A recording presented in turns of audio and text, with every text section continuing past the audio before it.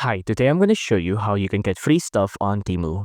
Now from the app here, the first thing we want to do is want to register and make a freshly made new account. So let's go to the U section here. Let's click on sign in/register, register/sign in, and then continue with email. Let me type in my email real quick. And while I do that, I'm going to tell you why we need to make a new account. A promotion within Temu is that when you make a new account, you'll get a couple of free stuff, right? So because of this, when we make a new account, we can basically get new free stuff here, right? You don't need to add a phone number here if you don't like. Now, once here, you can see if I go to play and earn here, for example, and I click on earn credits, you can see that there's some free gifts we can pick, right? So you can see free now. Let's click on pick gifts here.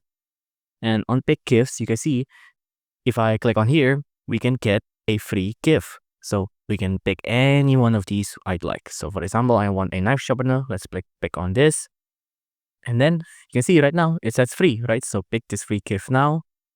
And then it'll say nice choice. It costs them $4, but you free, right? So like this. And then you can basically get your free item. You can also pick gift too if you'd like, but you get the point, right? So if you like this video, please consider liking and subscribing.